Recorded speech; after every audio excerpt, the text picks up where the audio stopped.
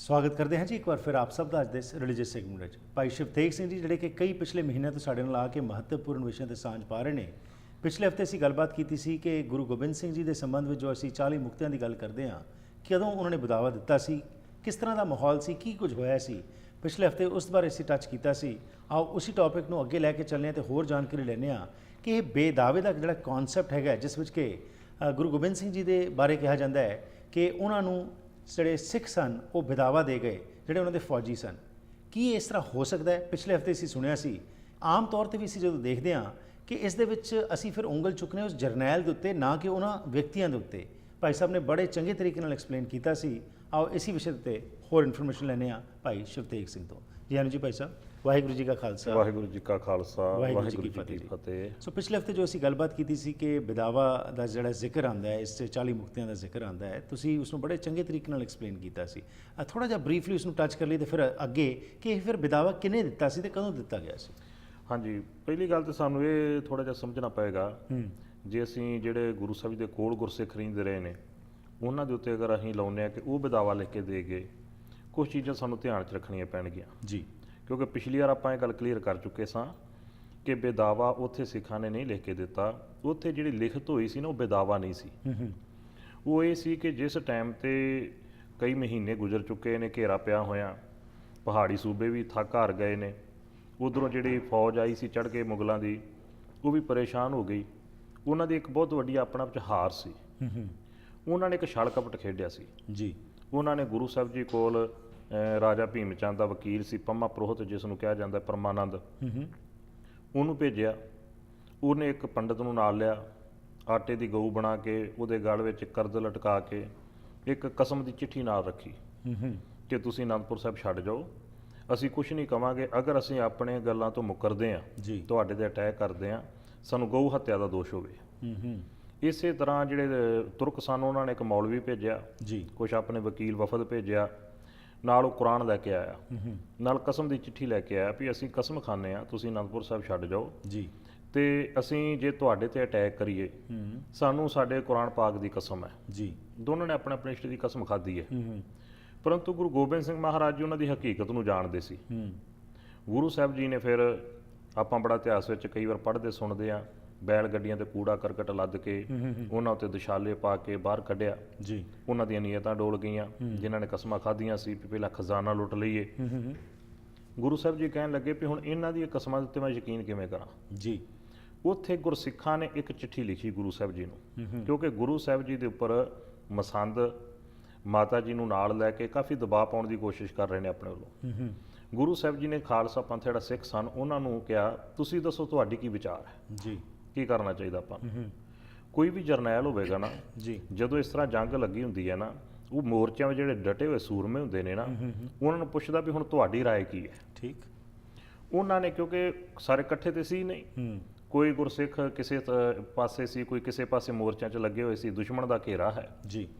ਉਹਨਾਂ ਨੇ ਲਿਖਿਆ, ਗੁਰੂ ਸਾਹਿਬ ਜੀ ਭੁੱਖ ਦੇ ਨਾਲ ਹਾਲਾਤ ਬਣ ਚੁੱਕੇ ਨੇ, ਤੇ ਅਸੀਂ ਇਹ ਸਮਝਦੇ ਹਾਂ ਸਾਨੂੰ ਭੁੱਖ ਦੇ ਨਾਲ ਮਰਨ ਤੋਂ ਬਿਹਤਰ ਹੈ ਬਾਹਰ ਜੂਝ ਕੇ ਦੁਸ਼ਮਣ ਦੇ ਨਾਲ ਅਸੀਂ ਲੜ ਕੇ ਸ਼ਹੀਦੀਆਂ ਪਾਈਏ, ਤੇ ਸਾਨੂੰ ਤੁਸੀਂ ਆਗਿਆ ਦਿਓ, ਅਸੀਂ ਬਾਹਰ ਨਿਕਲਣਾ ਹੈ। ਠੀਕ। ਇਹਨੂੰ ਬਦਾਵਾ ਨਹੀਂ ਤੁਸੀਂ ਕਹਿ ਸਕਦੇ। ਬੇਦਾਵੇ ਦਾ ਦਾਅਵੇ ਤੋਂ ਬਿਨਾਂ ਹੋ ਗਏ ਕਿ ਤੇਰਾ ਸਾਡਾ ਕੋਈ ਰਿਸ਼ਤਾ ਨਹੀਂ ਹੈ, ਕੋਈ ਸਬੰਧ ਨਹੀਂ, ਉਹਨੂੰ ਕਹਾਂਗੇ ਬੇਦਾਵਾ, ਤਲਾਕ ਕਹਿ ਸਕਦੇ ਆਪਾਂ। ਠੀਕ ਹੈ। ਹੁਣ ਅਸੀਂ ਕਹਿੰਦੇ ਉੱਥੇ ਜੋ ਲਿਖਿਆ ਹੈ ਕਿ ਇਹ ਬਦਾਵਾ ਲਿਖਿਆ, ਤੇ ਗੁਰੂ ਸਾਹਿਬ ਜੀ ਨੇ ਬਦਾਵੇ ਦੀ ਚਿੱਠੀ, ਜਿਹੜਾ ਬਦਾਵੇ ਦਾ ਸ਼ਬਦ ਉਹਨਾਂ ਵਰਤਿਆ ਹੈ, ਉਹ ਲੈ ਕੇ ਤੇ ਮੁੜ ਕੇ ਉਸ ਤੋਂ ਬਾਅਦ ਗੁਰੂ ਸਾਹਿਬ ਜੀ ਕੋਲੋਂ ਸਿੱਖ ਬਾਹਰ ਨਿਕਲ ਗਏ ਜੀ। ਤੁਸੀਂ ਪਿਛਲੇ ਸਮਿਆਂ ਵਿੱਚ ਜਾਓ, ਕੁਛ ਲਹਿਰਾਂ ਉੱਠੀਆਂ ਜੀ, ਸਾਡੇ ਜੁਝਾਰੂ ਸਿੰਘਾਂ ਦੀਆਂ ਲਹਿਰਾਂ ਉੱਠੀਆਂ, ਉਹਦੇ ਵਿੱਚ ਕਈ ਸਮਰਪਣ ਕਰ ਦਿੰਦੇ ਸੀ। ਇੱਕ ਸਮਰਪਣ ਹੀ ਹੁੰਦਾ ਹੈ ਦੁਸ਼ਮਣ ਦੇ ਅੱਗੇ, ਜਦੋਂ ਬਦਾਵਾ ਦੇ ਕੇ ਅਸੀਂ ਦੌੜ ਜਾਣਾ। ਉਹ ਦੁਸ਼ਮਣ ਕੀ ਕਰਦਾ ਸੀ, ਜਿਹੜੇ ਪੁਲਿਸ ਕੀ ਕਰਦੀ ਸੀ, ਉਹਨਾਂ ਨੂੰ ਫੜ ਕੇ ਪਹਿਲਾਂ ਥਾਣੇ ਲਿਜਾਇਆ ਜਾਂਦਾ ਸੀ, ਉਹਨਾਂ ਨੂੰ ਘਰ ਨਹੀਂ ਸੀ ਜਾਣ ਦਿੱਤਾ ਜਾਂਦਾ। ਉਹਨਾਂ ਨੂੰ ਕਿਹਾ ਜਾਂਦਾ ਸੀ ਪਹਿਲਾਂ ਅੰਦਰ ਦੀ ਸਾਨੂੰ ਸਾਰੀ ਜਿਹੜੀ ਹੈ ਨਾ ਵਿਉਂਤਬੰਦੀ ਦੱਸੋ, ਰਿਪੋਰਟ ਦਿਓ ਜੀ। ਅੰਦਰ ਦੀ ਇੱਕ ਇੱਕ ਗੱਲ ਪੁੱਛੀ ਜਾਂਦੀ ਸੀ, ਇੰਨੇ ਚਿਰਾਂ ਤੋਂ ਰਹਿ ਰਹੇ ਹੋ, ਕਿੰਨਾ ਕੁ ਰਾਸ਼ਨ ਉੱਥੇ, ਕਿੰਨਾ ਕੁ ਉੱਥੇ ਉਹਨਾਂ ਦੇ ਕੋਲ ਹਥਿਆਰ ਹੈ। ਉਹ ਨਹੀਂ ਸੀ ਦੱਸਦੇ ਤੇ ਉਹਨਾਂ ਦੇ ਉੱਤੇ ਪ੍ਰੈਸ਼ਰ ਬਣਾਇਆ ਜਾਂਦਾ ਸੀ ਜੀ, ਉਹਨਾਂ ਦੇ ਉੱਪਰ ਤਸ਼ੱਦਦ ਕੀਤਾ ਜਾਂਦਾ ਸੀ ਜੀ। ਉਹਨਾਂ ਨੂੰ ਫਿਰ ਸਰਕਾਰੀ ਗਵਾਹ ਬਣਾ ਕੇ ਵਰਤਿਆ ਜਾਂਦਾ ਸੀ। ਉਹਨਾਂ ਦੇ ਕੋਲੋਂ ਫਿਰ ਜਿਹੜੇ ਅੰਦਰ ਨੇ ਉਹਨਾਂ ਦੇ ਖਿਲਾਫ ਮੋਰਚੇ ਲਵਾਏ ਜਾਂਦੇ, ਬਿਆਨ ਦਵਾਏ ਜਾਂਦੇ ਸੀ ਜੀ। ਤੁਹਾਨੂੰ ਯਾਦ ਹੋਵੇਗਾ ਜਦੋਂ 1984 ਦੇ ਵਿੱਚ ਸ੍ਰੀ ਦਰਬਾਰ ਸਾਹਿਬ ਤੇ ਅਟੈਕ ਹੋਇਆ, ਉੱਥੋਂ ਦੇ ਜਿਹੜੇ ਪੱਕੇ ਸਨ ਗ੍ਰੰਥੀ ਸਾਹਿਬਾਨ ਕਹਿ ਲਓ, ਉਹਨਾਂ ਕੋਲ ਕੀ ਬਿਆਨ ਦਵਾਏ ਗਏ ਸੀ? ਉਹੀ ਜੋ ਸਰਕਾਰ ਪੱਖੀ ਸਨ ਜੀ, ਕਿ ਕੁਛ ਨਹੀਂ ਇੱਥੇ ਹੋਇਆ, ਕੋਈ ਇੱਥੇ ਕਿਸੇ ਤਰ੍ਹਾਂ ਦਾ ਕੋਈ ਨੁਕਸਾਨ ਨਹੀਂ ਹੋਇਆ। ਕਿਉਂਕਿ ਸਰਕਾਰ ਨੂੰ ਇਹ ਹੁੰਦਾ ਵਾ ਕਿ ਜਿਹੜੀ ਬਾਹਰ ਪਬਲਿਕ ਹੈ ਨਾ, ਪਬਲਿਕ ਦੇ ਵਿੱਚ ਇਹ ਗੱਲ ਪਹੁੰਚੇ ਕਿ ਜੋ ਅਸੀਂ ਕਰ ਰਹੇ ਹਾਂ ਅਸੀਂ ਰਾਈਟ ਆ, ਅੰਦਰ ਜਿਹੜੇ ਬੈਠੇ ਨੇ ਉਹ ਰੋਂਗ ਨੇ। ਠੀਕ ਹੈ। ਔਰ ਉਹਨਾਂ ਦੇ ਬੰਦੇ ਆ ਗੱਲ ਕਹਿ ਰਹੇ ਨੇ। ਇਹ ਇਤਿਹਾਸ ਵਿੱਚ ਕਿਤੇ ਵੀ ਤੁਹਾਨੂੰ ਨਹੀਂ ਮਿਲੇਗਾ ਜੀ। ਹੁਣ ਇਹ ਤੇ ਹੋ ਨਹੀਂ ਸਕਦਾ ਕਿ ਇੰਨੇ ਸਿੱਖਾਂ ਦਾ ਪੂਰਾ ਜਥਾ ਨਿਕਲਿਆ ਹੋਵੇ ਤਾਂ ਉਹ ਕਹਿੰਦੇ ਜੀ ਠੀਕ ਹੈ ਤੁਸੀਂ ਚੱਲ ਜਾਓ ਆਪਣੇ ਘਰਾਂ ਨੂੰ। ਰਾਈਟ। ਉਹਨਾਂ ਨੂੰ ਫੜ ਕੇ ਪਹਿਲਾਂ ਅੰਦਰ ਬਾਹਰ ਭੇਜ ਲੈਣਾ, ਇੰਨੇ ਮਹੀਨਿਆਂ ਤੋਂ ਉੱਥੇ ਲੱਗੇ ਹੋਏ ਨੇ, ਇੰਨਾ ਵੱਡਾ ਨੁਕਸਾਨ ਉਹਨਾਂ ਫੌਜਾਂ ਦਾ ਹੋ ਰਿਹਾ ਵਾ, ਇੱਥੋਂ ਤੱਕ ਕਿ ਉਹਨਾਂ ਦੇ ਹਜ਼ਾਰਾਂ ਦੀ ਗਿਣਤੀ ਵਿੱਚ ਸੈਨਿਕ ਮਾਰੇ ਗਏ ਨੇ, ਰੋਜ਼ਾਨਾ ਦਾ ਨੁਕਸਾਨ ਉਹਨਾਂ ਦਾ ਚੱਲ ਰਿਹਾ ਹੈ, ਰੋਟੀ ਪਾਣੀ ਜਾਨਵਰ ਜੋ ਕੁਝ ਵੀ ਹੈ, ਜਿੰਨਾ ਹਥਿਆਰ ਚੱਲ ਰਿਹਾ ਉੱਥੇ, ਉਹ ਸਭ ਇੱਕ ਨੁਕਸਾਨ ਬਹੁਤ ਵੱਡਾ, ਬੜੀ ਵੱਡੀ ਹਾਰ ਸੀ ਉਹਨਾਂ ਦੀ। ਠੀਕ। ਉੱਥੇ ਕੋਈ ਬੇਦਾਵਾ ਨਹੀਂ ਲਿਖਿਆ ਗਿਆ ਅਸਲ ਵਿੱਚ। ਗੁਰੂ ਸਾਹਿਬ ਜੀ ਇੱਥੋਂ ਮੁੜ ਕੇ 3 ਜਥਿਆਂ ਦੇ ਰੂਪ ਵਿੱਚ ਬਾਹਰ ਨਿਕਲਦੇ ਨੇ। ਪਿਛਲੀ ਵਾਰ ਆਪਾਂ ਸਾਰਾ ਨੁਕਤਾ ਸਾਂਝਾ ਕੀਤਾ ਹੈ ਜੀ ਕਿ ਇੱਕ ਜਥਾ ਜਿਹੜਾ ਸੀ ਗੁਰੂ ਸਾਹਿਬ ਜੀ ਨੇ ਮਹਿਲ, ਗੁਰੂ ਸਾਹਿਬ ਜੀ ਦੇ ਬਜ਼ੁਰਗ ਮਾਤਾ ਜੀ, ਛੋਟੇ ਸਾਹਿਬਜ਼ਾਦੇ, ਭਾਈ ਸਾਹਿਬ ਭਾਈ ਮਣੀ ਸਿੰਘ ਜੀ ਤੇ ਜਿਹੜੇ ਹੋਰ ਕੁਝ ਗੁਰਸਿੱਖ ਬਜ਼ੁਰਗ ਤੇ ਜਾਂ ਔਰਤਾਂ ਸਨ ਜੀ, ਇਹਨਾਂ ਨੂੰ ਪਹਿਲਾਂ ਤੋਰਿਆ। ਠੀਕ। ਇਹਨਾਂ ਦੇ ਪਿੱਛੇ ਦੂਸਰੇ ਜਥੇ ਦੇ ਵਿੱਚ ਨੇ ਗੁਰੂ ਸਾਹਿਬ ਖੁਦ ਆਪ, ਗੁਰੂ ਸਾਹਿਬ ਜੀ ਦੇ ਨਾਲ ਸਾਹਿਬਜ਼ਾਦਾ ਜੁਝਾਰ ਸਿੰਘ ਹੈ, ਬਾਬਾ ਜੀਵਨ ਸਿੰਘ ਹੋਰੀ, ਇਹ ਹੈ। ਤੀਸਰਾ ਜਥਾ ਜਿਹੜਾ ਸੀ ਉਹ ਸੀ ਭਾਈ ਉਦੈ ਸਿੰਘ ਜੀ, ਜਿਹੜੇ ਭਾਈ ਸਾਹਿਬ ਭਾਈ ਮਨੀ ਸਿੰਘ ਜੀ ਹੋਰਾਂ ਦੇ ਫੈਮਿਲੀ ਵਿੱਚੋਂ ਨੇ। ਇਹਨਾਂ ਦੇ ਨਾਲ ਨੇ ਸਾਹਿਬਜ਼ਾਦਾ ਅਜੀਤ ਸਿੰਘ ਜੀ ਤੇ ਕੁਝ ਗੁਰਸਿੱਖ ਇਹਨਾਂ ਦੇ ਨਾਲ ਨੇ। ਇਸ ਤਰੀਕੇ ਨਾਲ ਪੂਰਾ ਬਾਹਰ ਨਿਕਲਦੇ ਨੇ। ਠੀਕ। ਜਿਹੜੇ ਸਿੱਖਾਂ ਦੇ ਉੱਪਰ ਦੋਸ਼ ਲਾਇਆ ਜਾਂਦਾ ਕਿ ਉਹਨਾਂ ਬੇਦਾਵਾ ਦਿੱਤਾ ਹੈ, ਵਾਪਸ ਅੰਮ੍ਰਿਤਸਰ ਨੂੰ ਆ ਗਏ ਨੇ, ਉਹ ਅਸਲ ਵਿੱਚ ਬੇਦਾਵੀ ਨਹੀਂ ਸੀ। ਉਹ ਕੌਣ ਸਿੱਖ ਸਨ ਜੀ? ਪ੍ਰੋਫੈਸਰ ਸਾਹਿਬ ਸਿੰਘ ਜੀ ਨੇ ਲਿਖਿਆ ਹੈ ਇੱਕ ਮਰਦ ਦਾ ਗਮੜਾ ਨਾਂ ਦੀ ਬੁੱਕ। ਉਹ ਕਹਿੰਦੇ ਜਦੋਂ ਸਰਸਾ ਦੇ ਕਿਨਾਰੇ ਜੰਗ ਹੁੰਦੀ ਹੈ, ਗੁਰੂ ਸਾਹਿਬ ਪਾਰ ਲੰਘ ਜਾਂਦੇ ਨੇ, ਪਰਿਵਾਰ ਵਿਛੜ ਜਾਂਦਾ ਹੈ, ਪਰਿਵਾਰ ਦੇ ਵਿੱਚੋਂ ਵੀ ਮਾਤਾ ਜੀ ਤੇ ਛੋਟੇ ਸਾਹਿਬਜ਼ਾਦੇ ਅਲੱਗ ਹੋ ਜਾਂਦੇ ਨੇ ਜੀ। ਉਸੇ ਤਰੀਕੇ ਦੇ ਨਾਲ ਜਿਹੜਾ ਪਿਛਲਾ ਜਥਾ ਸੀ ਨਾ, ਉਹ ਇੱਥੇ ਜੰਗ ਲੜਦਿਆਂ ਗੁਰੂ ਸਾਹਿਬ ਜੀ ਅੱਗੇ ਲੰਘ ਗਏ ਨੇ, ਸਰਸਾ ਪਾਰ ਕਰ ਗਏ ਨੇ, ਉਹ ਸ਼ਹੀਦੀ ਪਾ ਗਏ। ਕੁਝ ਗੁਰਸਿੱਖ ਬਚੇ ਨੇ ਤੇ ਬਾਬਾ ਜੀਵਨ ਸਿੰਘ ਜੀ ਦੇ ਹੱਥ 'ਚ ਕਮਾਨ ਸੀ, ਉਹ ਵੀ ਸ਼ਹੀਦ ਹੋ ਗਏ ਜੀ। ਜਿਹੜੇ ਗੁਰਸਿੱਖ ਬਚੇ ਸੀ ਨਾ, ਉਹਨਾਂ ਦੀ ਵਿਚਾਰ ਸੀ ਹੁਣ ਆਪਾਂ ਗੁਰੂ ਸਾਹਿਬ ਜੀ ਨੂੰ ਮਿਲਣਾ ਜਾ ਕੇ, ਕਿਉਂਕਿ ਆਪਾਂ ਥੋੜੇ ਬੱਚੇ ਆ, ਗੁਰੂ ਸਾਹਿਬ ਪਾਰ ਲਾਂਗੇ, ਹੁਣ ਆਪਾਂ ਗੁਰੂ ਸਾਹਿਬ ਜੀ ਨਾਲ ਜਾ ਕੇ ਰਲੀਏ। ਇੱਕ ਪਾਸੇ ਹੁਣ ਉੱਥੇ ਸਰਸਾ ਵਿੱਚ ਹੜ੍ਹ ਆਇਆ ਪਿਆ ਪਾਣੀ ਦਾ, ਬਰਸਾਤ ਉੱਤੋਂ ਹੋ ਰਹੀ ਹੈ, ਫਿਰ ਇੰਨੇ ਕੁ ਕਰੀਲੇ ਰੁੱਤ ਹੈ, ਠੰਡ ਇੰਨੀ ਜ਼ਿਆਦਾ ਹੈ, ਪਿੱਛੋਂ ਦੁਸ਼ਮਣ ਚੜਿਆ ਹੋਇਆ ਹੈ ਜੀ, ਅੰਧੇਰੀਆਂ ਰਾਤਾਂ ਨੇ। ਉਹ ਬੜਾ ਗੁਰੂ ਸਾਹਿਬ ਜੀ ਨੂੰ ਆਪਣੇ ਲੋ ਭਾਲਦੇ ਰਹੇ, ਨਹੀਂ ਥਿਆ ਸਕੇ। ਉਹ ਫਿਰ ਇਕੱਠੇ ਹੋ ਕੇ ਇਧਰ ਨੂੰ ਆਏ ਨੇ, ਅੰਮ੍ਰਿਤਸਰ ਵੱਲ ਨੂੰ, ਮਾਝੇ ਵੱਲ ਨੂੰ। ਚਲੋ ਜਿਹੜੇ ਸਿੱਖ ਘਰਾਂ ਵਿੱਚ ਬੈਠੇ ਨੇ ਉਹਨਾਂ ਨੂੰ ਤੇ ਦੱਸੇ ਵੀ ਆਹ ਕੁਛ ਹੋ ਗਿਆ, ਤੁਸੀਂ ਉੱਠੋ ਹੁਣ। ਦੇਸ ਰਾਜ ਚੌਧਰੀ ਪੱਟੀ ਦਾ, ਉਹਦੀ ਨੌਂ ਜਿਹਨੂੰ ਆਪਾਂ ਬੀਬੀ ਭਾਗ ਕੌਰ ਕਹਿੰਦੇ ਆ ਜੀ, ਉਹਨਾਂ ਦੇ ਉਹ ਦੇਸਰਾਜ ਚੌਧਰੀ ਚੜ੍ਹਾਈ ਕਰ ਗਿਆ ਸੀ। ਭਾਈ ਨਿਧਾਨ ਸਿੰਘ ਦੀ ਪਤਨੀ ਹੈ ਬੀਬੀ ਭਾਗ ਕੌਰ ਜੀ। ਉੱਥੇ ਸੁਭਾਵਕ ਹੈ ਜਦੋਂ ਕੋਈ ਮਨੁੱਖ ਚੜ੍ਹਾਈ ਕਰ ਜਾਂਦਾ ਨਾ, ਇਲਾਕੇ ਦਾ ਚੰਗਾ ਨਾਮ ਵਰਦਾ, ਇਲਾਕੇ ਦੇ ਲੋਕ ਕਾਫੀ ਇਕੱਠੇ ਹੁੰਦੇ ਨੇ। ਠੀਕ ਹੈ ਜੀ। ਜਿਸ ਤਰ੍ਹਾਂ ਅੱਜ ਕੱਲ੍ਹ ਅਖੰਡ ਪਾਠ ਦੇ ਭੋਗ ਤੇ ਲੋਕ ਇਕੱਠੇ ਹੁੰਦੇ ਨੇ। ਠੀਕ ਹੈ। ਉੱਥੇ ਗੁਰੂ ਸਾਹਿਬ ਜੀ ਦੇ ਬਾਰੇ ਵਿਚਾਰਾਂ ਚੱਲ ਰਹੀਆਂ ਨੇ। ਇੱਧਰੋਂ ਇਹਨਾਂ ਸਿੱਖਾਂ ਨੇ ਉੱਥੇ ਪਹੁੰਚ ਕੇ ਫਿਰ ਸਾਰੀ ਵਾਰਤਾ ਦੱਸੀ ਹੈ ਜੀ। ਇੱਥੋਂ ਫਿਰ ਅੱਗੇ ਚੱਲਦਾ ਹੈ ਕਿ ਬੇਦਾਵਾ ਕਿੱਥੇ ਲਿਖਿਆ। ਰਾਈਟ। ਇੱਥੋਂ ਜਦੋਂ ਇਹ ਸਾਰੀ ਵਾਰਤਾ ਦੱਸੀ ਇਹਨਾਂ ਸਿੱਖਾਂ ਨੇ, ਭਾਈ ਨਿਧਾਨ ਸਿੰਘ ਨੇ ਸੁਣੀ, ਬੀਬੀ ਭਾਗ ਕੌਰ ਹੋਣਾ, ਸਾਰੇ ਜਿੰਨੇ ਗੁਰਸਿੱਖ ਉੱਥੇ ਇਕੱਠੇ ਸਾਰਿਆਂ ਸੁਣੀ, ਵਿਚਾਰ ਕੀਤੀ ਗਈ ਵੀ ਹੁਣ ਕੀ ਕੀਤਾ ਜਾਵੇ ਜੀ। ਫਿਰ ਵਿਚਾਰ ਕੀਤੀ ਆਪਾਂ ਲੋਕਾਂ ਨੂੰ ਜਾਗਰੂਕ ਕਰੀਏ, ਲੋਕਾਂ ਨੂੰ ਪਤਾ ਤੇ ਲੱਗੇ ਕੀ ਕੁਝ ਹੋ ਰਿਹਾ ਹੈ ਜੀ, ਤੇ ਆਪਾਂ ਗੁਰੂ ਸਾਹਿਬ ਜੀ ਦੇ ਨਾਲ ਚੱਲ ਕੇ ਸਾਥ ਦੇਣਾ ਹੈ। ਇਹਨਾਂ ਨੇ ਫਿਰ ਕੀ ਕੀਤਾ, ਪਿੰਡਾਂ ਦੇ ਵਿੱਚ ਨਾ, ਕਿਉਂਕਿ ਇਸ ਸਮੇਂ ਦੀ ਹਕੂਮਤ ਤੋਂ ਵੀ ਇਹ ਚੀਜ਼ਾਂ ਬਚਾ ਕੇ ਰੱਖਣੀਆਂ ਸੀ ਜੀ। ਪ੍ਰਭਾਤ ਫੇਰੀ ਜਿਸ ਤਰ੍ਹਾਂ ਆਪਾਂ ਕਹਿੰਦੇ ਅੱਜ ਕੱਲ੍ਹ ਨਗਰ ਕੀਰਤਨ ਚ ਲੋਕ ਕੱਢਦੇ ਨੇ, ਇਸ ਤਰੀਕੇ ਨਾਲ ਉਹਨਾਂ ਨੇ ਕੀਰਤਨ ਕਰਦਿਆਂ ਹੋਇਆ ਪਿੰਡਾਂ ਦੇ ਵਿੱਚ ਪਹੁੰਚਣਾ, ਉੱਥੋਂ ਦੇ ਸਿੱਖਾਂ ਨੇ ਇਕੱਠਿਆਂ ਹੋਣਾ ਉੱਥੇ ਫਿਰ ਸਾਰੀਆਂ ਗੱਲਾਂ ਇਹਨਾਂ ਬੋਲ ਕੇ ਦੱਸਣੀਆਂ ਕਿ ਉੱਥੇ ਆਹ ਕੁਝ ਵਰਤਿਆ ਵਾ, ਇਸ ਤਰੀਕੇ ਦੇ ਨਾਲ ਅਨੰਦਪੁਰ ਸਾਹਿਬ ਦੇ ਵਿੱਚ ਆਹ ਘਟਨਾਵਾਂ ਹੋਈਆਂ ਜੀ। ਉਹ ਜਿਨ੍ਹਾਂ ਨੇ ਸੁਣਨਾ ਉਹਨਾਂ ਰੋਹ ਵਿੱਚ ਆਉਣਾ। ਫਿਰ ਤੁਹਾਨੂੰ ਯਾਦ ਹੋਵੇਗਾ ਜਦੋਂ ਦਰਬਾਰ ਸਾਹਿਬ ਅਟੈਕ ਹੋਇਆ, ਅਨੰਦਪੁਰ ਸਾਹਿਬ ਵੀ ਇੱਕ ਅਟੈਕ ਹੈ। ਦਰਬਾਰ ਸਾਹਿਬ ਜੇ ਗੁਰੂ ਦੇ ਉੱਤੇ ਅਟੈਕ ਹੈ ਤਾਂ ਉੱਥੇ ਵੀ ਗੁਰੂ ਤੇ ਅਟੈਕ ਹੈ। ਜਦੋਂ ਸਿੱਖਾਂ ਦੇ ਗੁਰੂ ਦੇ ਉੱਤੇ ਅਟੈਕ ਹੁੰਦਾ ਹੈ ਜੀ, ਸਿੱਖ ਨੂੰ ਪਤਾ ਲੱਗਦਾ ਕਿ ਉੱਥੇ ਆਹ ਕੁਝ ਹੋ ਗਿਆ, ਇੰਨੇ ਸਿੱਖ ਸ਼ਹੀਦ ਹੋ ਗਏ, ਜਿਹੜਾ ਗੁਰੂ ਘਰ ਇਸ ਤਰੀਕੇ ਦੇ ਨਾਲ ਵੀ ਉਜਾੜ ਦਿੱਤਾ ਗਿਆ, ਤੋਪਾਂ ਦੇ ਗੋਲੇ ਵਰਸ ਰਹੇ ਨੇ, ਕਿੰਨੀ ਦਰਦ ਉੱਠਦੀ, ਕਿੰਨੀ ਟੀਸ ਉੱਠਦੀ ਹੈ ਸਿੱਖ ਦੇ, ਖਾਸ ਕਰਕੇ ਜਿਹਦਾ ਗੁਰੂ ਨਾਲ ਪਿਆਰ ਹੋਵੇਗਾ। ਬੜੇ ਬੜੇ ਨਾਮਵਰ ਐਸੇ ਗੁਰਸਿੱਖ ਹੋਏ ਨੇ ਜਿਨ੍ਹਾਂ ਵਿੱਚੋਂ ਭਗਤ ਪੂਰਨ ਜੀ ਦਾ ਆਪਾਂ ਜ਼ਿਕਰ ਕਰਦੇ ਹਾਂ, ਜਿਨ੍ਹਾਂ ਨੂੰ ਸੇਵਾ ਪਿੰਗਲਵਾੜੇ ਦੀ ਸਾਰਾ ਜੀ ਜੀ ਜਿਨ੍ਹਾਂ ਨਾਲ ਜੁੜਿਆ ਹੈ, ਉਹਨਾਂ ਪਦਮ ਸ਼੍ਰੀ ਵਾਪਸ ਕਰ ਦਿੱਤਾ ਸੀ। ਰਾਈਟ। ਬਹੁਤ ਸਾਰੇ ਐਸੇ ਸਾਡੇ ਸਰਕਾਰੀ ਲੋਕ ਹੋਏ ਨੇ ਜਿਨ੍ਹਾਂ ਨੇ ਅਸਤੀਫੇ ਤੱਕ ਦੇ ਦਿੱਤੇ ਸੀ। ਰਾਈਟ। ਆਰਮੀ ਦੇ ਵਿੱਚ ਪਹਿਲੇ ਆਰਮੀ ਦੇ ਵਿੱਚ ਕਿਹਨੂੰ ਭਰਤੀ ਕਰਾਇਆ ਜਾਂਦਾ ਹੈ ਜਦੋਂ ਕੋਈ ਹੋਰ ਨੌਕਰੀ ਨਾ ਮਿਲੇ ਪਹਿਲੇ ਸਮਿਆਂ 'ਚ, ਕਿ ਰੋਟੀ ਦਾ ਸਾਧਨ ਬਣ ਜੇ। ਜੀ। ਰੋਟੀ ਕੋਈ ਨਹੀਂ ਛੱਡਣੀ ਚਾਹੁੰਦਾ। ਠੀਕ। ਕਿੰਨੇ ਆਰਮੀ ਦੇ ਫੌਜੀ ਸਨ। ਬਿਲਕੁਲ ਜੀ, ਉਹਨਾਂ ਨੇ ਹਾਂ ਦਾ ਨਾਰਾ ਮਾਰਿਆ ਤੇ ਆਪਣੀਆਂ ਨੌਕਰੀਆਂ ਨੂੰ ਤਿਆਗ ਦਿੱਤਾ ਕਿ ਵੀ ਸਾਡੇ ਗੁਰੂ ਤੇ ਹਮਲਾ ਕੀਤਾ ਗਿਆ। ਸੋ ਬਿਲਕੁਲ ਜੀ, ਜਿਸ ਤਰ੍ਹਾਂ ਤੁਸੀਂ ਸਮਝਾ ਰਹੇ ਹੈਗੇ ਹੋ ਕਿ ਯਕੀਨਨ ਤੌਰ ਦੇ ਉੱਤੇ ਇਹੋ ਜਿਹਾ ਮਾਹੌਲ ਉਸ ਸਮੇਂ ਜਿਹੜਾ ਕ੍ਰੀਏਟ ਹੋਇਆ ਸੀ, ਕੋਈ ਵੀ ਸਿੱਖ ਜਿਹੜਾ ਫੌਜੀ ਗੁਰੂ ਨਾਲ ਜੁੜਿਆ ਹੋਇਆ ਸੀ ਉਹ ਬਦਾਵਾ ਇਸ ਤਰ੍ਹਾਂ ਨਹੀਂ ਦੇ ਗਿਆ ਜਿਸ ਤਰ੍ਹਾਂ ਕਿ ਅੱਜ ਪ੍ਰੈਜ਼ੈਂਟ ਕੀਤਾ ਜਾ ਰਿਹਾ। ਪਰ ਇਹ ਕਿਉਂ ਪ੍ਰੈਜ਼ੈਂਟੇਸ਼ਨ ਇਸ ਤਰੀਕੇ ਦੀ ਜਿਹੜੀ ਸੀ ਬਣਾਤੀ ਤੇ ਇਹਦਾ ਕੀ ਪ੍ਰਭਾਵ ਪੈ ਰਿਹਾ, ਇਹਦੇ ਬਾਰੇ ਗੱਲ ਕਰਨਾ ਇਸ ਛੋਟੀ ਜੀ ਬ੍ਰੇਕ ਤੋਂ ਬਾਅਦ ਜੀ।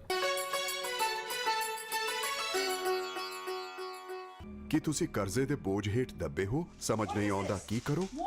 ਫਾਈਨੈਂਸ਼ੀਅਲ ਪ੍ਰੋਬਲਮਸ ਤੁਹਾਡੀ ਫੈਮਿਲੀ ਲਾਈਫ ਦੇ ਉੱਤੇ ਮਾੜਾ ਅਸਰ ਪਾ ਸਕਦੀਆਂ ਹਨ। ਜੇ ਤੁਸੀਂ ਇਸ ਮੁਸ਼ਕਲ 'ਚ ਹੋ ਤਾਂ ਅਸੀਂ ਤੁਹਾਡੀ ਮਦਦ ਕਰ ਸਕਦੇ ਹਾਂ। ਅਸੀਂ ਤੁਹਾਡੇ ਕਰਜ਼ੇ ਨੂੰ ਵੱਧ ਤੋਂ ਵੱਧ ਕਢਾ ਕੇ ਰਹਿੰਦੀ ਰਕਮ ਨੂੰ ਇੰਟਰਸਟ ਫ੍ਰੀ ਕਿਸ਼ਤਾਂ 'ਚ ਬਦਲ ਸਕਦੇ ਹਾਂ। ਅਸੀਂ ਤੁਹਾਨੂੰ ਕਰਜ਼ੇ ਤੋਂ ਮੁਕਤ ਕਰਾ ਕੇ ਨਵੀਂ ਜ਼ਿੰਦਗੀ ਜੀਣ ਵਿੱਚ ਤੁਹਾਡੀ ਮਦਦ ਕਰ ਸਕਦੇ ਹਾਂ। 186679088984 ਬਿਜ਼ਨਸ ਸੋਲੂਸ਼ਨਜ਼, ਤੁਹਾਡੀ ਪਰੇਸ਼ਾਨੀ ਵਿੱਚ ਤੁਹਾਡਾ ਸਾਥੀ।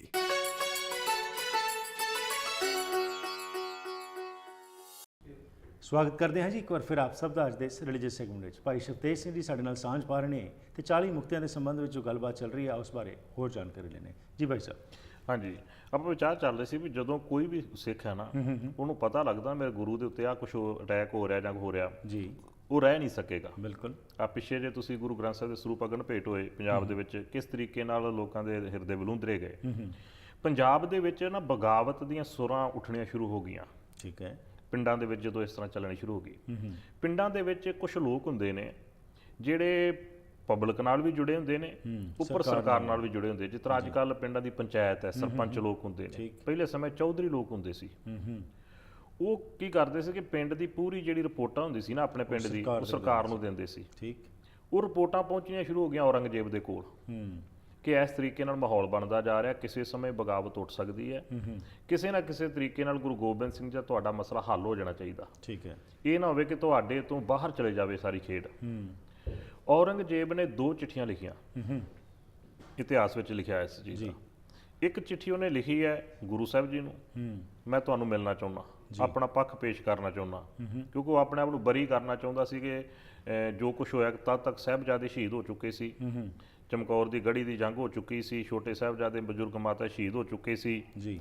ਉਹ ਫਿਰ ਲਿਖਦਾ ਚਿੱਠੀ ਕਿ ਮੈਂ ਤੁਹਾਨੂੰ ਮਿਲਣਾ ਚਾਹੁੰਦਾ, ਆਪਣਾ ਪੱਖ ਪੇਸ਼ ਕਰਨਾ ਚਾਹੁੰਦਾ ਜੀ, ਮੇਰਾ ਇਹਦੇ ਵਿੱਚ ਕੋਈ ਦੋਸ਼ ਨਹੀਂ ਹੈ ਨਾ। ਉਹ ਸਾਰਾ ਨਜ਼ਲਾ ਜਿਹੜਾ ਸੀ ਵਜ਼ੀਰ ਖਾਨ ਦੇ ਉੱਤੇ ਸੁੱਟਣਾ ਚਾਹੁੰਦਾ ਸੀ ਜੀ। ਖੈਰ, ਇੱਕ ਚਿੱਠੀ ਉਹਨੇ ਲਿਖੀ ਫਿਰ ਇਹਨਾਂ ਸੂਬਿਆਂ ਨੂੰ ਵੀ ਤੁਸੀਂ ਜਿਹੜੇ ਪੰਚਾਇਤੀ ਲੋਕ ਨੇ ਨਾ, ਇਹਨਾਂ ਨਾਲ ਗੱਲ ਕਰੋ, ਇਹ ਵਿੱਚ ਪੈ ਜਾਣ ਅਗਰ ਸਿੱਖ, ਮੈਂ ਗੁਰੂ ਸਾਹਿਬ ਨਾਲ ਗੱਲਬਾਤ ਕਰਨ ਨੂੰ ਤਿਆਰ ਹਾਂ। ਠੀਕ ਹੈ। ਹੁਣ ਤੁਸੀਂ ਵੇਖੋ ਵੀ ਅਨੰਦਪੁਰ ਸਾਹਿਬ ਦੇ ਹਾਲਾਤ ਕਿਹੋ ਜਿਹੇ ਨੇ, ਚਮਕੌਰ ਦੀ ਗੜੀ ਦੇ ਹਾਲਾਤ ਕਿਹੋ ਜਿਹੇ ਨੇ, ਸਰਹੰਦ ਦੇ ਹਾਲਾਤ ਕਿਹੋ ਜਿਹੇ ਨੇ ਜੀ। ਸਾਹਿਬਜ਼ਾਦੇ ਸ਼ਹੀਦ ਹੋ ਚੁੱਕੇ ਨੇ, ਸਾਰਾ ਕੁਝ ਜ਼ਫਰਨਾਮੇ ਵਿੱਚ ਸਾਰਾ ਕੁਝ ਲਿਖਿਆ, ਕੋਈ ਗੱਲ ਛੁਪਾਈ ਨਹੀਂ ਹੈ ਜੀ। ਪਰੰਤੂ ਜ਼ਫਰਨਾਮੇ ਵਿੱਚੋਂ ਕਿਤੇ ਤੁਹਾਨੂੰ ਬੇਦਾਵੇ ਦਾ ਜ਼ਿਕਰ ਨਹੀਂ ਮਿਲੇਗਾ। ਇਹਦਾ ਮਤਲਬ ਜਦੋਂ ਜ਼ਫਰਨਾਮਾ ਲਿਖਿਆ ਤਦ ਤੱਕ ਬੇਦਾਵੇ ਦਾ ਕੋਈ ਹੈ ਹੀ ਨਹੀਂ ਸੀ। ਠੀਕ ਹੈ।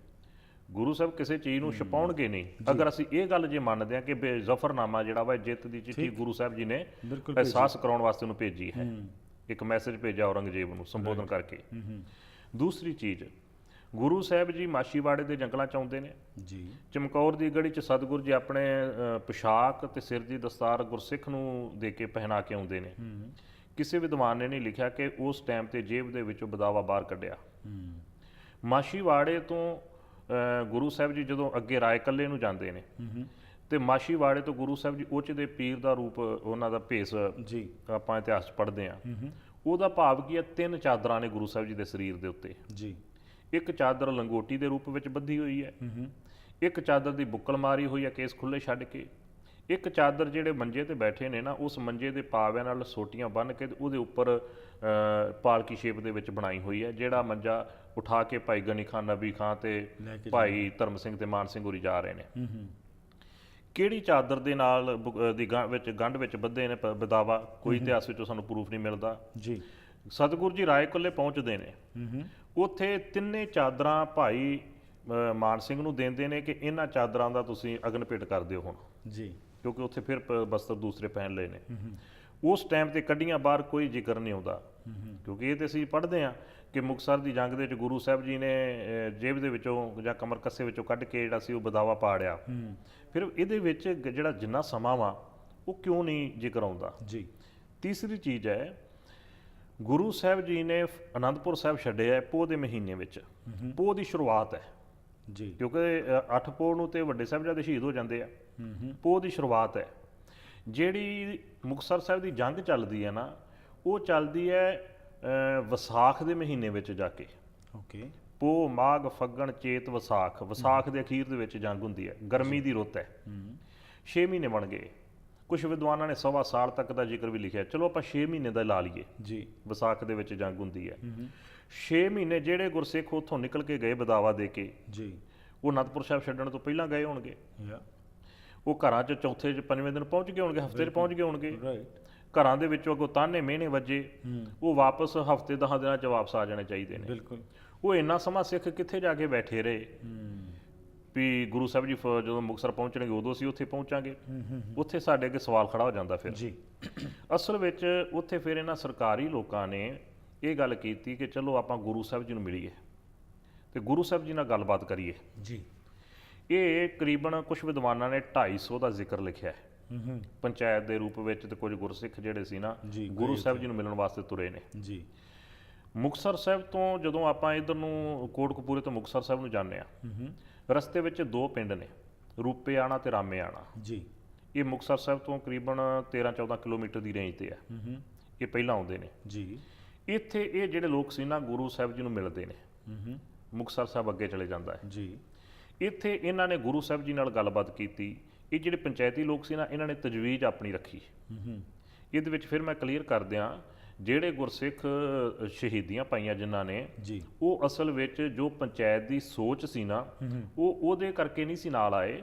ਉਹ ਉੱਥੋਂ ਸਾਰੇ ਇਸ ਕਰਕੇ ਚੱਲੇ ਸੀ ਗੁਰੂ ਸਾਹਿਬ ਜੀ ਨੂੰ ਜਾ ਕੇ ਮਿਲੀਏ ਤੇ ਗੁਰੂ ਸਾਹਿਬ ਜੀ ਨੂੰ ਪੁੱਛੀਏ ਕੀ ਕਰਨਾ। ਠੀਕ ਹੈ।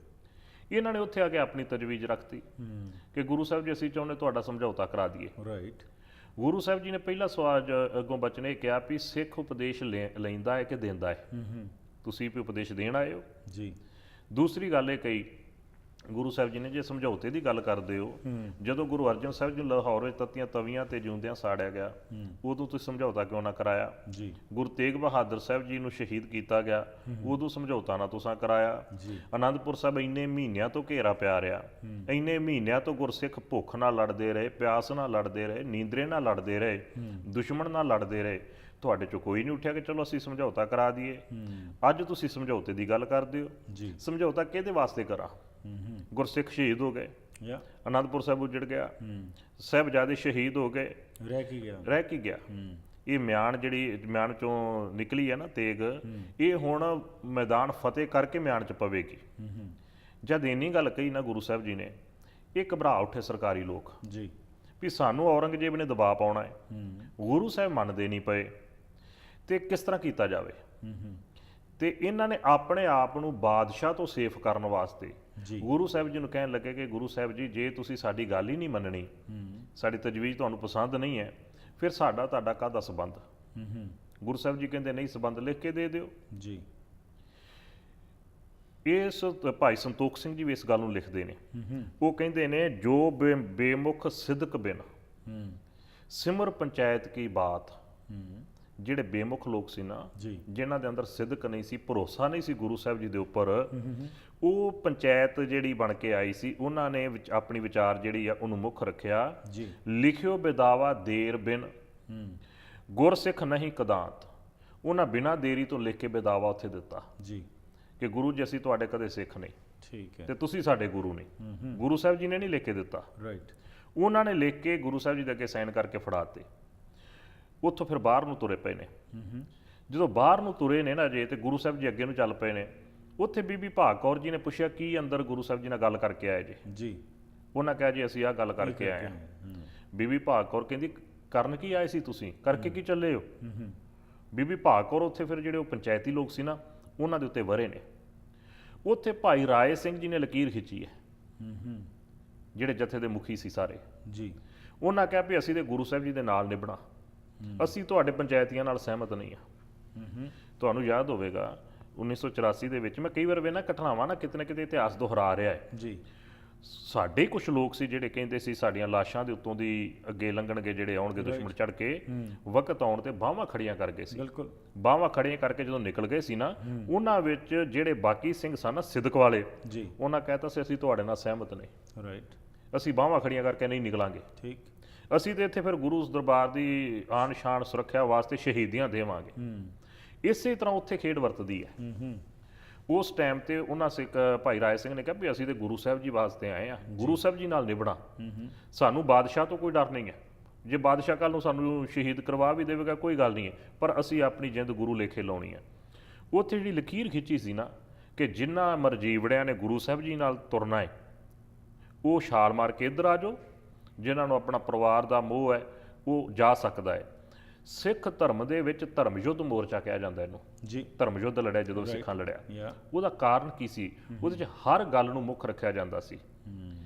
ਉੱਥੇ ਇਹ ਕਿਹਾ ਜਾਂਦਾ ਸੀ, ਬਾਬਾ ਦੀਪ ਸਿੰਘ ਦਾ ਆਪਾਂ ਜ਼ਿਕਰ ਪੜ੍ਹਦੇ ਹਾਂ, ਤਰਨਤਾਰਨ ਸਾਹਿਬ ਤੋਂ ਤੁਰਦੇ ਨੇ, ਦਰਬਾਰ ਸਾਹਿਬ ਆਜ਼ਾਦ ਕਰਾਉਣਾ ਹੈ। ਜੀ ਅੱਜ ਵੀ ਗੁਰਦੁਆਰਾ ਲਕੀਰ ਸਾਹਿਬ ਤਰਨਤਾਰਨ ਤੁਹਾਨੂੰ ਮਿਲੇਗਾ ਜਿੱਥੇ ਲਕੀਰ ਖਿੱਚੀ ਜਾਂਦੀ ਹੈ ਕਿ ਭਲਿਓ ਉੱਥੇ ਸਿਰ ਦੇਣੇ ਪੈਣੇ ਆ, ਸ਼ਹੀਦੀਆਂ ਦੇਣੀਆਂ ਪੈਣੀਆਂ ਨੇ ਗੁਰੂ ਦੀ ਖਾਤਰ। ਜਿਹਦੇ ਅੰਦਰ ਪਰਿਵਾਰ ਦਾ ਮੋਹ ਹੈ ਉਹ ਨਹੀਂ ਜਾ ਸਕਦਾ। ਹਾਂ, ਜਾਂ ਜਿਹੜਾ ਕਿਸੇ ਦੇ ਪ੍ਰਭਾਵ ਥੱਲੇ ਵੈਸੇ ਹੀ ਆ ਗਿਆ ਹੈ, ਜੀ ਜਿਹਦੇ ਅੰਦਰ ਉਹ ਜਜ਼ਬਾ ਨਹੀਂ ਹੈ, ਅਜੇ ਵੀ ਅਸੀਂ ਮੌਕਾ ਦੇਣੇ ਉਹ ਜਾ ਸਕਦਾ ਹੈ। ਰਾਈਟ ਉੱਥੇ ਫਿਰ ਨਾ 40 ਸਿੰਘਾਂ ਦਾ ਜ਼ਿਕਰ ਆਉਂਦਾ ਹੈ। ਉਹ ਫਿਰ ਗੁਰੂ ਸਾਹਿਬ ਜੀ ਵੱਲ ਨੂੰ ਵਧੇ ਨੇ। ਠੀਕ ਹੈ ਪਿੱਛੋਂ ਦੁਸ਼ਮਣ ਜਦੋਂ ਚੜ ਕੇ ਆ ਗਿਆ ਨਾ, ਉਹਨਾਂ ਵੇਖਿਆ ਦੁਸ਼ਮਣ ਚੜ ਕੇ ਆ ਰਿਹਾ, ਗੁਰੂ ਸਾਹਿਬ ਅੱਗੇ ਜਾ ਰਹੇ ਨੇ। ਉਹਨਾਂ ਸੋਚਿਆ ਆਪਾਂ ਕਿਉਂ ਨਾ ਇੱਥੇ ਮੋਰਚਾ ਲਾ ਲਈਏ। ਠੀਕ ਖਿਦਰਾਣੇ ਦੀ ਢਾਬ ਸੁੱਕੀ ਹੋਈ ਸੀ, ਬੇਰੀਆਂ ਦਾ ਝੁੰਡ ਸੀ, ਉੱਥੇ ਬਾਗ ਸੀ ਪੂਰਾ, ਉਹਦੇ ਉੱਤੇ ਉਹਨਾਂ ਨੇ ਪਾਤੇ ਆਪਣੇ ਚਾਦਰਾਂ ਵਗੈਰਾ ਪਾਤੀਆਂ ਵੀ ਪਤਾ ਲੱਗੇ ਕਿ ਇੱਥੇ ਡੇਰਾ ਲੱਗਾ ਹੋਇਆ ਹੈ। ਇੱਥੇ ਫਿਰ ਬੜੀ ਪਲੈਨਿੰਗ ਨਾਲ ਉਹਨਾਂ ਗੁਰਸਿੱਖਾਂ ਨੇ ਜੰਗ ਲੜੀ ਹੈ। ਉਹਨਾਂ ਨੇ 5 7 ਰੂਪ ਦੇ ਵਿੱਚ ਨਾ ਜਥਿਆਂ ਦੇ ਰੂਪ ਵਿੱਚ ਜੰਗ ਲੜੀ। ਇੱਥੇ ਇਹਨਾਂ ਸਿੰਘਾਂ ਸ਼ਹੀਦੀਆਂ ਪਾਈਆਂ। ਇੱਥੇ ਗੁਰੂ ਗੋਬਿੰਦ ਸਿੰਘ ਜੀ ਟਿੱਬੀ ਤੋਂ ਉਤਰ ਕੇ ਬਾਅਦ ਚ ਆਏ ਜੰਗ ਤੋਂ ਬਾਅਦ ਆ। ਜਿਹੜਾ ਬਿਦਾਵਾ ਉਹਨਾਂ ਪੰਚਾਇਤੀਆਂ ਲਿਖ ਕੇ ਦਿੱਤਾ ਸੀ ਨਾ, ਇੱਥੇ ਗੁਰੂ ਗੋਬਿੰਦ ਸਿੰਘ ਮਹਾਰਾਜ ਜੀ ਨੇ ਉਹ ਪਾੜਿਆ ਹੈ। ਓਕੇ ਇਹ ਹੈ ਅਸਲ ਵਿੱਚ ਬਦਾਵੇ ਦੀ ਹਿਸਟਰੀ। ਸਰਕਾਰੀ ਲੋਕਾਂ ਨੇ ਲਿਖਿਆ, ਪੰਚਾਇਤਾਂ ਨੇ, ਰਾਈਟ ਤੇ ਗੁਰੂ ਸਾਹਿਬ ਜੀ ਨੇ ਪਾੜਿਆ ਤੇ ਪੜਵਾਇਆ ਗੁਰਸਿੱਖਾਂ ਨੇ। ਰਾਈਟ ਜਿਸ ਨੂੰ ਜਿਹੜਾ ਕਿ ਅਸੀਂ ਗੁਰਸਿੱਖਾਂ ਦੇ ਉੱਪਰ ਹੀ ਦਾਗ ਲਾਉਣ ਦੀ ਕੋਸ਼ਿਸ਼ ਜਿਹੜੀ ਆ ਉਹ ਕੀਤੀ ਹੈ, ਤਾਂ ਕਿ ਜੇ ਗੁਰਸਿੱਖਾਂ ਤੇ ਦਾਗ ਲੱਗੇਗਾ ਤੇ ਜਰਨੈਲ ਜਿਹੜਾ ਗੁਰੂ ਹੈ ਉਹਦੀ ਚੋਣ ਤੇ ਦਾਗ ਲੱਗੇਗਾ। ਗੁਰੂ ਕੋਲ ਸਿੱਖ ਜਿਹੜੇ ਸੀ ਇਹੋ ਜਿਹੇ ਕੱਚੇ ਦਿਲਾਂ ਵਾਲੇ ਹੁੰਦੇ ਸੀ। ਬਹੁਤ ਖੂਬ ਜੀ, ਤੁਸੀਂ ਬਹੁਤ ਵਿਸਥਾਰ ਵਿੱਚ ਇਹਨਾਂ 2 ਐਪੀਸੋਡਸ ਵਿੱਚ ਸਾਨੂੰ ਸਮਝਾਇਆ ਗਿਆ ਕਿ ਅਸਲ ਵਿੱਚ ਇਹ ਕੀ ਸੀ, ਇਹ ਜਿਹੜਾ ਕਨਸੈਪਟ ਜਿਹਨੂੰ ਅਸੀਂ ਅੱਜ ਪ੍ਰਚਾਰ ਰਹੇ ਹਾਂ ਤੇ ਅੱਜ ਅਸੀਂ ਇਹ ਚੀਜ਼ ਨੂੰ ਅੱਗੇ ਲਿਆ ਰਹੇ ਹਾਂ। ਆਸ ਕਰਨੇ ਹਾਂ ਕਿ ਇਹ ਸੋਚ ਜਿਹੜੀ ਜਿਸ ਤਰ੍ਹਾਂ ਤੁਸੀਂ ਦੱਸੀ ਹੈ, ਇਸ ਤੇ ਹੋਰ ਅਸੀਂ ਕੋਖ ਕਰਕੇ ਲੋਕਾਂ ਤੱਕ ਚੰਗੇ ਤਰੀਕੇ ਨਾਲ ਲੈ ਕੇ ਆਈਏ ਕਿ ਅਸੀਂ ਦੋਸ਼ ਨਾ ਲਾਈਏ ਉਹਨਾਂ ਗੁਰਸਿੱਖਾਂ ਦੇ ਉੱਤੇ, ਬਲਕਿ ਉਹ ਸਰਕਾਰੀ ਵਿਅਕਤੀਆਂ ਦਾ ਇਹ ਕੰਮ ਸੀ ਤੇ ਜਿਸ ਤਰ੍ਹਾਂ ਤੁਸੀਂ ਦੱਸਿਆ ਕਿ ਉਹ ਇਤਿਹਾਸ ਇਸ ਦਾ ਗਵਾਹ ਹੈ। ਤੁਹਾਡਾ ਬਹੁਤ ਬਹੁਤ ਧੰਨਵਾਦ। ਵਾਹਿਗੁਰੂ ਜੀ ਕਾ ਖਾਲਸਾ, ਵਾਹਿਗੁਰੂ ਜੀ ਕਾ ਖਾਲਸਾ, ਵਾਹਿਗੁਰੂ ਜੀ ਕੀ ਫਤਿਹ। ਇਸ ਦੇ ਨਾਲ ਹੀ ਕਰਦੇ ਹਾਂ ਜੀ ਅੱਜ ਦੇ ਇਸ ਪ੍ਰੋਗਰਾਮ ਦੀ ਇੱਥੇ ਹੀ ਸਮਾਪਤੀ। ਫੀਡਬੈਕ ਜ਼ਰੂਰ ਦੇਣਾ 6046037555 ਜਾਂ ਫਿਰ ਈਮੇਲ ਜ਼ਰੀਏ ਵੀ ਸੰਪਰਕ ਕਰ ਸਕਦੇ ਹੋ harpreetsingh@gmail.com। ਭਾਈ ਸਾਹਿਬ ਭਾਈ ਸ਼ਵਤੇਜ ਸਿੰਘ ਸਾਡੇ ਨਾਲ ਕਾਫੀ ਮਹੀਨਿਆਂ ਤੋਂ ਇੱਥੇ ਆ ਰਹੇ ਨੇ, ਵੱਖਰੇ ਵੱਖਰੇ ਮੁੱਦਿਆਂ ਉੱਤੇ ਸਾਂਝ ਪਾ ਰਹੇ ਨੇ। ਇਹਨਾਂ ਨਾਲ ਕੀਤੀ ਗਈ ਗੱਲਬਾਤ ਜੇਕਰ ਦੁਬਾਰਾ ਦੇਖਣਾ ਚਾਹੋ, ਸੁਣਨਾ ਚਾਹੋ ਤਾਂ youtube.com/harpreetsingh ਤੇ ਜਾ ਸਕਦੇ ਹੋ। ਸਾਰੇ ਐਪੀਸੋਡਸ ਉੱਥੇ ਆਰਕਾਈਵ ਕੀਤੇ ਗਏ ਨੇ। ਇੱਥੇ ਹੀ ਕਰਦੇ ਹਾਂ ਪ੍ਰੋਗਰਾਮ ਦੀ ਸਮਾਪਤੀ, ਫਿਰ ਮੁਲਾਕਾਤ ਹੋਏਗੀ। ਤਦ ਤੱਕ ਖੁਦਾ ਹਾਫਿਜ਼।